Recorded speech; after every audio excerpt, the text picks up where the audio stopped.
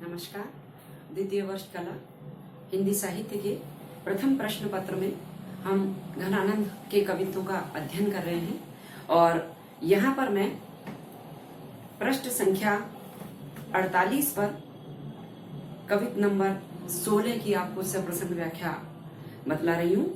पीली परी देह छीनी राजती स्नेह भीनी किनिये अनंग अंग अंग रस बोरी सी नैन पिचकारी जो चलोई करे दिन रेन बगर आए बारानी फिरती झकझोरी सी कहाँ लो बखानो घनानंद दुहेली दशा फागमयी भई जान प्यारे वह भूरी सी तिहारे निहारे बिन प्राणनी करती होरा विरह अंगारनी मगारी हिय होरी सी।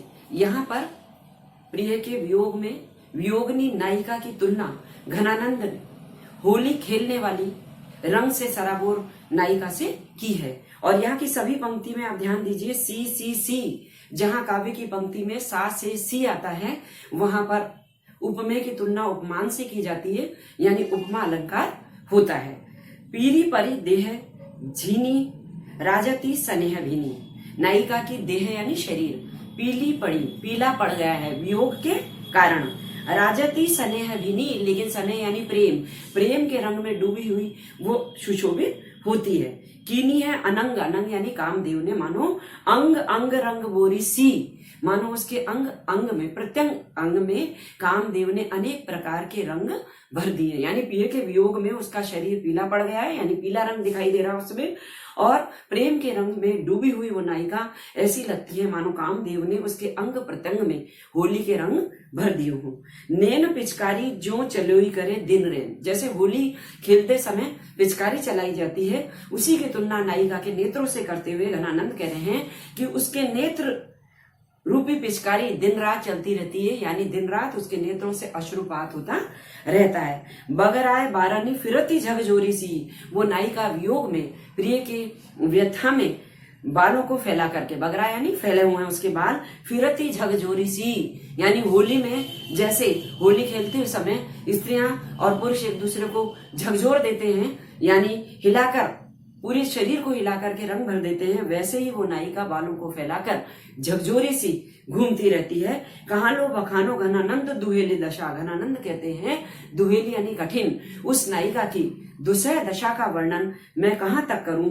फागमयी भई जान प्यारे वह भूरी सी, वे प्रिय सुजान तुम्हारे वियोग में भूरी सी, वो भोली नायिका तो फागमयी, फाग खेलने वाली नायिका के समान विभिन्न रंग में डूबी हुई सी लगती है। तिहारे निहारे बिना प्राणनी करती हो रहा, हे प्रिय सुजान तुमको देखे बिना, यानी तुम्हारे दर्शन के बिना वह अपने प्राणों को क्या कर रही है, होरा यानी होली में नई आई हुई फसल को जब जैसे चने और अनाज को जलाया जाता है तो उनको होरा कहते हैं। तो वो कह रहे हैं घनानंद कि तुम्हारे देखे बिना, तुम्हारे दर्शन के बिना, तुम्हारे वियोग में तो उस नायिका ने अपने प्राणों के होरे बना लिए हैं, प्राणों की फसल को जला लिया है। विरह अंगारिन, किसके मध्य, विरह रूपी अंगारों के मध्य। हिय होरी सी, अपने हृदय को वियोग की आग में वो जला रही है। ऐसा लगता है मानो होली जलते समय जब लोग जो नई फसल को जलाते हैं उसको होरा करना कहते हैं, तो उस वियोगिनी नायिका ने विरह की आग में अपने हृदय के को होली की फसल के समान जला लिया है। यहाँ पर सा से सी उपमा अलंकार है, रूपक अलंकार है, क्योंकि फाग की नायिका से विरहणी नायिका की तुलना की गई है और वियोग की मार्मिक दशा का चित्रण यहाँ घनानंद ने किया है। अगला पद, दसन बसन ओली भरिए रहे गुलाल, हसनी लसनी त्यों कपूर सरस्यो करे, सुगंध सांसनी सुगंध सोंदे कोरिक समोय करे, अंग अंग रंग रूप रस बरस्यो करे, जान प्यारो सो आनंद घन हित नित, अमित सुहाग राग फाग दर्स्यो करे, इत पे नवेली लाज अरस्यो करे, जो प्यारे मन फगुआ दे गारी हुको तरस्यो करे। यहाँ पर उल्हाना दिया नायिका को, यानी होली के त्योहार पर फाग खेलने के बदले में नायक नायिका एक दूसरे को उपहार देते हैं, प्रेमी प्रेमिका, और अनेक संबंधों में रिश्तेदारों के द्वारा फाग का उपहार दिया जाता है नई दुल्हन को, तो उसकी तुलना नायिका से की गई है। और नायिका अद्भुत सौंदर्य से युक्त है, इसलिए होली खेलने के विभिन्न रंग उसमें दिखाई देते हैं।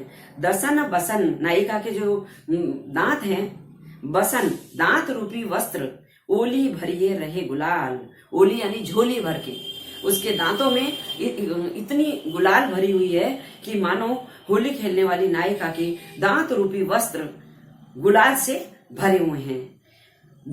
हसनी लसती त्यों कपूर सरस्यों करे, और जब इतनी सुंदर नायिका, होली खेलने वाली नायिका यानी विभिन्न रंगों से युक्त जिसका सौंदर्य है, वो नायिका जब हंसती हुई ऐसी सुशोभित होती है मानो कपूर की सुगंध चारों ओर फैल रही है।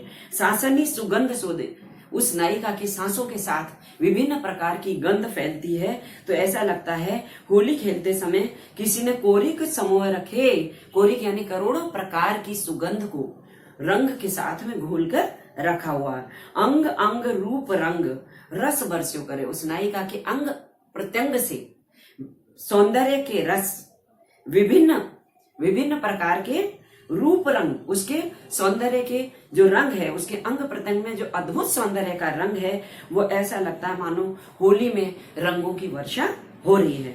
जान प्यारी तो आनंद घन हित नित, यानी वो प्रिय सुजान तो आनंद के भंडार से युक्त है, प्रेम के रस से युक्त है। निधि नित प्रति ही उसके हृदय में आनंद और प्रेम का रस उमड़ता रहता है। अमित सुहाग राग फाग दर्श्यो करे, और अमिट सुहाग के चिन्ह के रूप में जो सिंदूर को धारण करती है नायिका, तो उससे ऐसा लगता है मानो फाग के दर्शन होते हैं।